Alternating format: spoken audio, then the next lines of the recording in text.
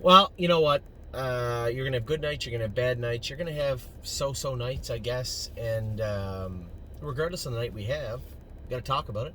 Got to talk about what took place today. If you would have told me that Amor Diener would be our only winner today, I would be befuddled, a little surprised, a little shocked. Maybe not, because I knew that Voyage of Ice and Fire was in tough. I knew that Of Tom with the 9-hole was in very tough. Purple Aura, off 2 weeks, had that little thing done with her throat. How would she trot? Yeah, I suppose you could talk me into her not winning either. Slim Jimmy, I thought, had a real good chance. But the issue I had is when we got to Scioto, the track was deep, very deep. Now, two of our best horses I just talked about that had our best shots tonight, at least in my mind, both had flip-flops on. You saw a lot of breakers tonight in Scioto in a lot of places. None of ours. I guess it didn't matter. I kept Voyage of Ice and Fire trotting. He was 7th. I kept Of Tom trotting. She was 6th. So I guess it didn't really matter, but there was a lot of breakers tonight, not just in the 2-year-old races, but other races in weird places. And that's because the track was too deep. It happens. Last night they had thunder showers here. They probably had to, I'm guessing they had to dig some of the ruts out of the track. This track didn't knit together very well. It was hot all day. Who knows? I have no idea. I don't know how this surface mends and how it works. I'm sure the track crew does. But I can tell you this. The track was way too deep for 2-year-old trotters tonight. Horses that were trotting in 57, 58 pretty easy last week. You'd think you'd extrapolate from that. A week of speed into them, coming right back on a nice day here in Southern Ohio. You would think 56, 57. Instead, you were seeing halves in 102 miles in 2 minutes, 2:1:59. So it was, goes without saying, I'm not trying to convince anybody, just look at the chart lines, you can see what I'm talking about. So we'll get right to it. Yes, Amor Diener was our only winner today. Very surprising, but truthfully speaking, looking down the list, we had some very mediocre finishes, but I can't really blame anybody. I raced all the horses here. Yeah, I'm a little deflated, a little beat up. I guess going into Slim Jimmy's race, I was beat up to begin with. I said to myself, here's a horse with flip-flops on. And not only was the track deep, but they're still digging it up with the tractors as we're out there with Slim Jimmy. And I'm thinking, coming out of the gate, I'm going to cross over in front of them. But he kind of hangs a little bit. And I'm like, oh, no. I don't want to put him on the run. I'm like, you know what? Just lay it up. Just lay up. Drop him in the 3-hole. Now, if I'm coming in razor sharp and having a good night, I muscle his way right to the front. And I think looking at the finish of the race, you know what happens. If I push over onto the front going into the first turn, somebody said great drive. It was an absolutely terrible drive. What are you talking about? I appreciate the accolades, but please keep them for somebody who drove good. If I push over to the front, Ronnie Wren removes, you know that. I'm sitting behind Ronnie Wren. He's a sitting duck. I inhale him coming out of the turn. Now, I say this with the utmost confidence because I also got to watch the finish of the race. If he finishes up a flat 5th, I'm like, you got what you got. Which I was worried would happen. Right? We had Of Tom win down here in 58 2 weeks ago. She was at the half in about, 11? They walked us over to the half all night, which is so weird. It was like the Twilight Zone here. But it's just the way the races went. So again, Hope's Prize got run over. As I said, I sent a message out to my partners on Hope's Pride and said, listen, Wednesday's probably it. Right? Wednesday, he's going to race in a Stallion Series. I'm going to drive him as hard as we can. We're going to try and race him as hard as we can. But if the result on Wednesday is even a shadow of the result today, then I suspect we'll be selling Hope's Prize shortly thereafter. I told you we would give him a chance. We've done our best. Sure, he didn't get in for 2 weeks. Sure, he didn't. He's getting back in 5 days off a pretty light schedule today. Had him scoped after. He flips easy. A tiny ulcer on his palate. They're common. No reason to go in 2-3 come 33 seconds. Enough said. It is what it is. Amor Diener. So now, the poor bugger too, Hope's Prize. Like, he can trot in 2 minutes right now. That's where Amor Diener had to go in the 2-year-old and up maiden. So he was in an open maiden. Hope's Prize was in a 2-year-old maiden. And they went in 56. It was insanity. I see the 2-year-old one going 56. I'm like, oh my God, well, how fast is the other one going to go? They're at the half in 101, 1 mile in 2 minutes. Amor Diener looked great. I thought down the backstretch, I'm like, oh man, come on. You're a better horse than this. He picked it up in the last turn and just scooted by down the lane. 28-3 on the end of it last half, 58-1. I talked to Brady Brown down here tonight. I said, hey, thanks for the drive. You drove him great. And he goes, oh, really nice horse. He goes, thanks. I appreciate the work. And he said, he's kind of touching on that knee boot. He said, do you think he'd go with knee tape? Now, you guys may have noticed this was after Purple Aura race, so we taped up Purple Aura's knees rather than put boots on it. The reason being, sometimes when they touch that knee boot, they'll stick on it, and it'll get them out of gear. And that's what I thought Purple Aura was doing, quite frankly. When I warmed her up, she did it in the race a couple of times. It's not her knee at all. I saw where it was after. Very surprising, but we'll get to her in a minute. So Amor Diener, he said, do you think he'll go with knee tape? I said, well, we'll find out on Wednesday. Sorry he didn't get to drive back in the stake race, but he may be in a little deeper water than he wants to be on Wednesday anyway. We'll see. Big last quarter, big last half. Brady Brown drove the horse great. This is 2 great drives in a row. One, That's My Girl, last week, drove him fantastic. And then today with Amor Diener. So thank you, Brady. The horse raced great. We will tape his knees, and we'll see how he goes on Wednesday. Now, we started down here. Purple Aura is in to go. I warm her up. A little bumpy. She's not perfect. She's doing it. She's trying. And this is the filly that hit the pulley, and we took the flip-flops off her and tried her with the bar shoes, and she was horrid. She was terrible. So we had to put the flip-flops back on her, move the hobbles up, the hobble pulley up. She's still touching the ropes tonight. Taped her knees up because I thought those steps she was putting in was her touching her knee, because she would touch her knee and get out of gear. It wasn't. She touched her knee a couple of times tonight. She can wear that knee tape, that's fine. On the inside of both her hind feet, she's all scuffed up. I don't know, remembering a horse hit down there, which makes sense because I was having a real difficult time quantifying what I was seeing. I saw her get out of gear. What was that? I don't.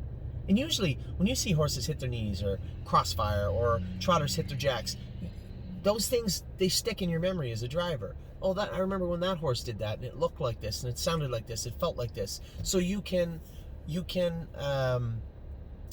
file that away and say, okay, yeah, that's how this horse felt when she raced like that. Aglariam trots a little bit like Mama Knows Best when she gets out of gear, because they hit in the same place, right? So I couldn't put my finger on it. It was odd. Been driving for a long time. What the hell is this filly doing? Okay, she's hitting the pulley, she's hitting the ropes, but I don't think that's it. She's chewing way down on the bottom of her foot in the inside. We were looking, this filly, she didn't train the greatest last week. I liked her, but I wish she trained better. And we had her looked at. She's got an old OCD in her hock that kind of rattled loose. I don't think it's bothering her that much. It's bothering her a little bit, but it was never in an operable area. So the vet had it stuck in his head that this filly, it was her left hind hock. So did the caretaker, Shelby. It's not that easy all the time, right? And that's what happens. We as humans get things stuck in our head, and they just stick there, and you can't get past them. It's that left hock, it's that left hock, it's that left hock. And I kept telling them, it's not just the left hock. The hock might be bothering her, we can treat that. It's not the hock, though. And it's not. She's just interfering just a hair. Got to move those hobbles up a little bit higher.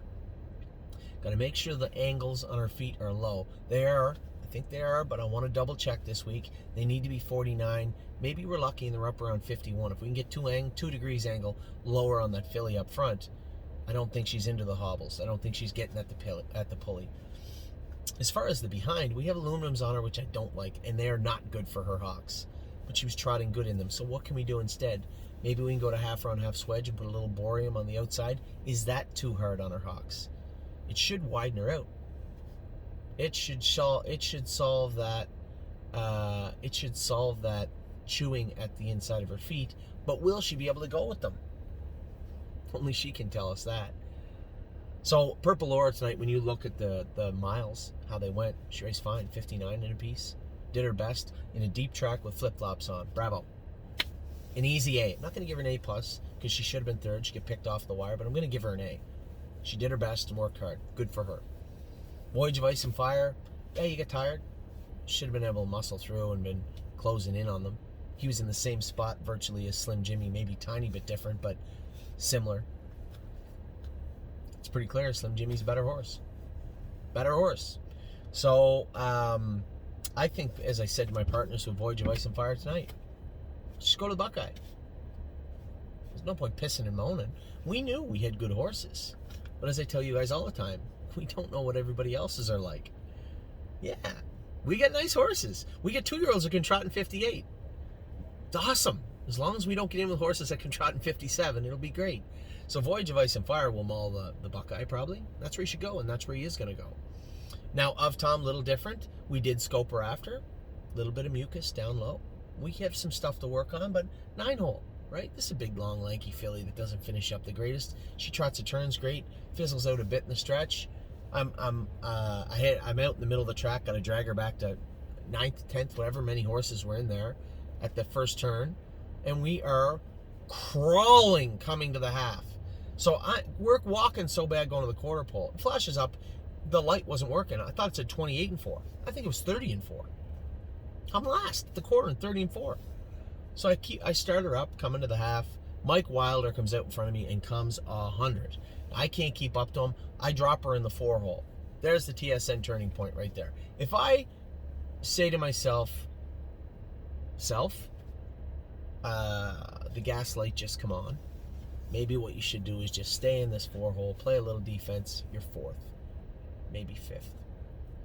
But it looked like Mike Wilder was continuing to advance, or at least hold his position. I know Of Tom trots the last turn better than the stretch, meaning she does fizzle out. She's a big, long, skinny, lanky filly, and she doesn't like the last round of the fight. You know, she doesn't walk, but she just kind of holds her own. I stay along the rail. I'm 4th or 5th. I edged her out. I said, if she can trot forward and I can keep my momentum going, much like the night she won here, who knows? Maybe I'm lucky and I win. Maybe I'm 2nd, 3rd, 4th, 5th. You're 6th. So we got a 6, fair and square. Now, I was happy to see the horse in Ontario tonight. Almost There Boss race fantastic. Right, this is in between. I'm trying to watch races. Almost There Boss, 3rd and 54 and a piece. Race great. So great job by Harry to prepare him and have him ready. Phil drove the horse great. So good for Almost There Boss. He looked like he belonged, so that's awesome. Now I am waiting for Slim Jimmy, right? Of Tom's 6th. Voyage of Ice and Fire was 7th. Purple Aura was 4th. They all raced okay, and they definitely did what they could. Did I expect more from Voyage? Yes. Did I expect more from Of Tom? I guess I suppose, but maybe I was expecting too much. I could have been at the half in 9 for all I know. I guarantee you we're not at the half any faster than 103 and 4, 103 and 3. She had to trot in 2-2. 2-2 and a piece. So you come a half in 58, 58 and a piece. Can't ask her to do much more than that. She's not a race car. So I'm waiting for Slim Jimmy. I'm standing right beside Ron Burke. Now I come off the track. They tell me Garden State DO run leaving. Now, I asked my brother Mark to go down, go last trip with her. I know he did. He said she wears the hobbles tight. Remember, her full sister, her older sister, is Spirited DO. There may not be a horse in captivity wears their hobbles tighter than wore their hobbles. Their hobbles were a little bit the other night. But where usually, and in the past historically, wore their hobbles tighter than her? Not many. Not many I've ever seen anyway. I'm watching the race. I could be wrong, the angle wasn't great, but they look pretty goddamn loose to me. And I told him, I said, you go a mile and 30, you're going to say to yourself, this filly doesn't need hobbles. It's when you're trying to go a quarter in 28 seconds. That's when you're going to see the difference. Maybe like when the starting gate goes to pull away. Kind of like then. Whatever, it's very, very, very difficult to explain to somebody how tight, definitely how tight Spirited DO absolutely needed them her whole life, and probably how tight this filly needs them. So why'd she run? I'm going to go out on a limb and just toss it out there. Long shot guess. Her goddamn hobbles were too loose. I'm going to guess. So yeah, I wasn't happy about it. Then I'm watching Kemp, 9-hole, 1 on the run behind the gate. Now we get 8. I'm standing right beside Ron Burke. Right beside him. We're watching the race. Guy tries to pull up in front of him, come to the half. He says, you got to move, Luke McCarthy, I believe. He said, you got to move. So he moves him out, and he catches up. I'm like, oh, good. No, please, for the love of God, don't do it. No, don't do it. And Ronnie looks at me and he goes, here we go again. Out he comes, first over. Does the moon. I can't tell if the horse is good enough if you just don't leave him along the goddamn rail in the last turn. Like, obviously, he's not one of the 10 best colts in New Jersey. That's pretty obvious. I'd like to know if he belongs. I'd like to know if the horse can compete. I can't now. Just bring him home. So I said to Ronnie, he'll do remember, he's Kentucky eligible also. He can do the incentive series, the grassroots series down there. They go for $30,000, I think, a leg, if I'm not mistaken. But it's not for 3 weeks, so maybe we bring him back here, I guess. I'll talk to Ronnie about it. We'll see. They said, he was over on the right shaft. I know Antonio messaged me and said, they said he was bullied and he's over on the right shaft. Yeah, okay. Just bring him home. So I think we're going to bring... I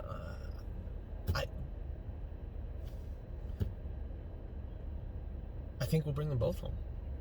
I don't know how I can. What's left in New Jersey or the East Coast for either of those two horses, other than nightmares? Bring them both home, I guess. I mean, I think I owed it to the horse and I owed it to you, the owners of Garden State DO, to send her to New Jersey. It's pretty hard to qualify a filly on a half-mile track in 56-1, a fifth off the track record, and not send her to New Jersey for you. What argument would I have other than stubbornness, other than saying, no, I'm not prepared to send her, so I am not sending her? I don't have one, so I sent her. It bothered me all week. All week it bugged me. Jeez, was that a knee-jerk reaction to that qualifier? Did you really need to send her? Now, if she goes out and wins tonight, who cares? No harm, no foul. But she didn't. She went out and made a break. Right behind the gate. Never even got a chance to race. So,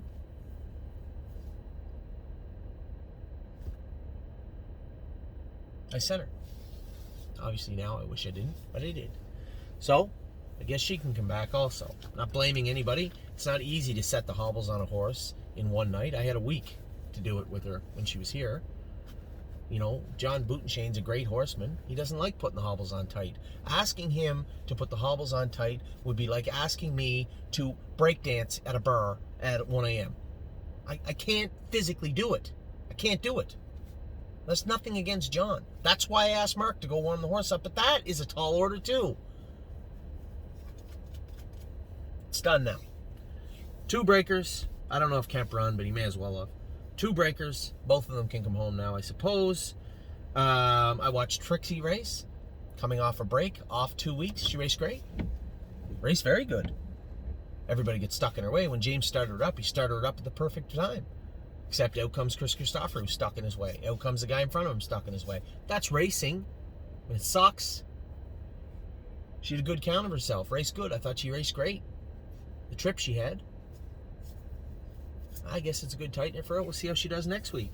Then I come out with, what? Let's get to Invictus first. Invictus raced great. 4th. I didn't see the race. I just talked to Jason. He said, I just watched the last quarter. He said he raced good. 4th and 55. Looked like he raced good. Now, I can't tell you what happened the first 3 quarters of the mile because I didn't see them. I didn't even have a report on them. But 4th and 55, pretty good mile. Both the colts raced good. So great job by Harry with Almost There Boss. Great job by Johnny with Century Invictus. Really mediocrity throughout the whole day. As I said, when Amor Diener, the maiden trotter at the Meadows, is the high point, the pinnacle of your day on stake day, not a great day. But it really wasn't a terrible day. Come out the track with Slim Jimmy. I feel like George Foreman at the end of his career, punch drunk, right? I just got my ass handed to me all night.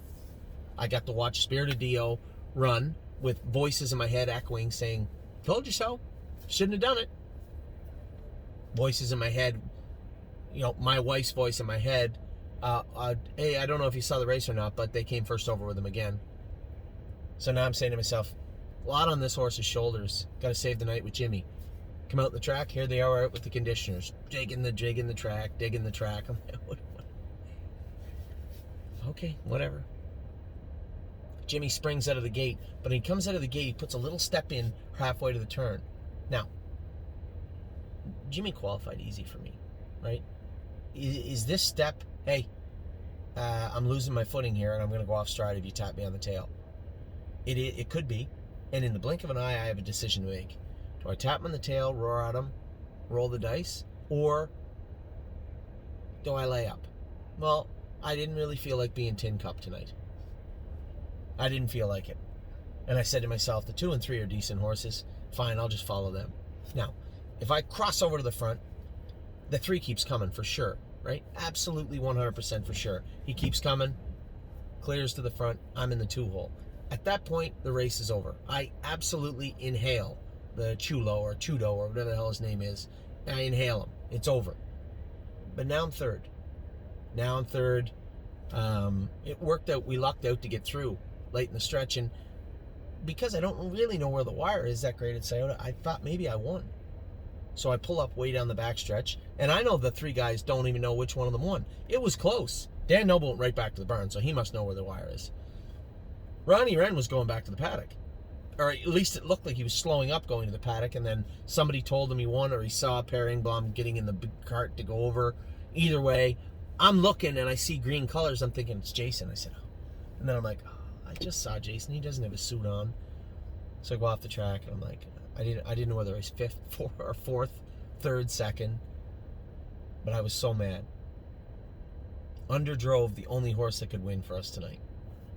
And then somebody, one of our clients, Chris, great guy, somebody sent me a message, and then Chris posted, he was flying at the wire, great drive. I said, it was a terrible drive. It was an abomination. Slim Jimmy raced huge. Slim Jimmy is the only horse I am 100% certain is a sire stake horse. Probably one of the best horses in Ohio. No 2 ways about it. 100% for sure. Purple Aura belongs probably in the sire stakes. Of Tom, maybe I can make an argument. Maybe. We got a lot of really good Buckeye horses, but these races, a lot of them are timing, right? Purple Aura raced in a deep track with flip-flops. How is she at Northfield next week? A tight track, home track. After we've made the changes we need to make. Now that I know exactly what she's doing. Or at least part of it. I think we can probably race her in the sire stakes again. You think? Of Tom's a coin flip. Voyage of Ice and Fire is going to the Buckeye. So we got one colt, 100% for sure, as a sire stake horse. A few fillies that might be, a couple on their way too. Could be. But that's racing. You know, in reflection, for the most part, I didn't do much wrong tonight. Yeah, I underdrove Slim Jimmy. Cost us a win. For sure. But for the most part, Voyage of Ice and Fire did what he could. He wasn't good enough. Of Tom did what she could from post 9. She wasn't good enough. Purple Aura did everything she could. She wasn't good enough because she was slipping and hitting. And we're talking just minor scuff marks, but I can see them. Makes sense because it's very rare a horse does that behind. Horses in Toronto race pretty good. Century Invictus. Almost there, boss. Tanzanite Tricks. Thought they raced good. The only horse in the day that actually raced bad was Hope Surprise, and who knows? He can't go in 56. He can trot in 2 minutes. Trot in 2 minutes when he's on top of his game. Suck the life out of him with a 56 mile. Yeah, 2-3 is not surprising. But maybe he's not good enough. So, aside from not having a great day, a little bit of mediocrity, I suppose. We drew bad all next week. The Meadows. I guess Rose Above It drew okay. Hope Surprise, we're asking a lot. This might be it for him, and he drew poor. Prince Tab. I put him in because we were going to race. He's going to have to do a whole lot more than he did the other day to even be remotely competitive. Momino's Best drew bad. All the colts on Monday drew bad.